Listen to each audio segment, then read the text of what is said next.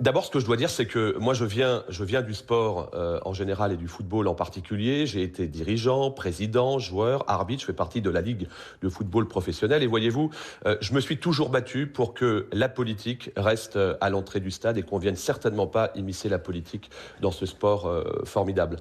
Et c'est le message que je veux faire passer. Les étiquettes politiques doivent rester dans le short.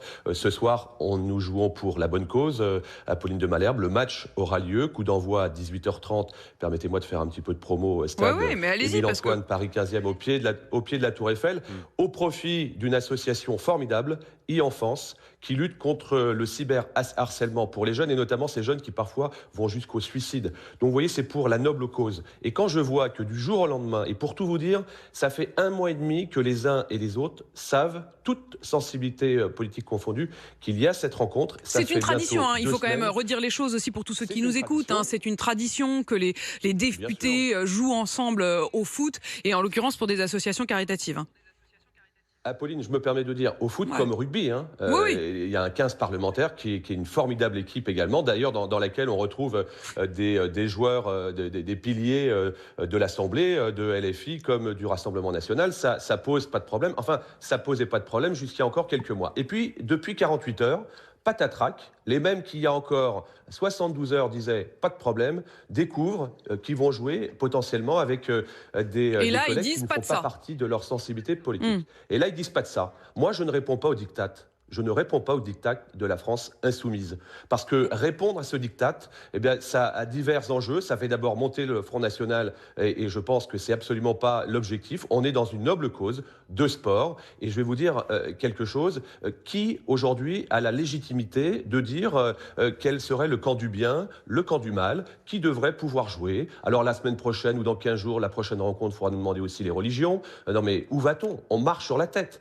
Pour une fois que nous avions une image bienveillante à montrer de l'Assemblée nationale, et Dieu sait, si on n'a pas toujours montré l'exemple jusqu'à présent, parfois, cette caisse de résonance, eh bien non, on vient encore politiser l'événement. Ouais, sauf que Carl Olive, alors moi je veux bien, hein, c'est vrai que les premiers à avoir dit qu'ils boycotteraient ce match, ce sont les députés LFI qui ont dit nous, non, il n'est pas question que nous jouions. Engouffré également. Ouais, mais enfin, il y a aussi votre patronne de groupe.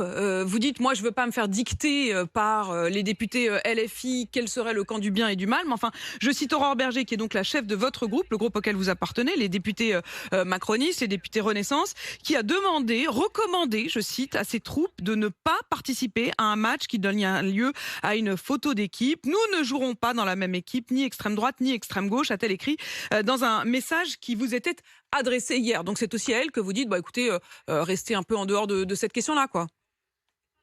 D'abord, on va recamper le décor. Moi, j'ai effectivement appris cette nouvelle en voiture par un de vos collègues journalistes.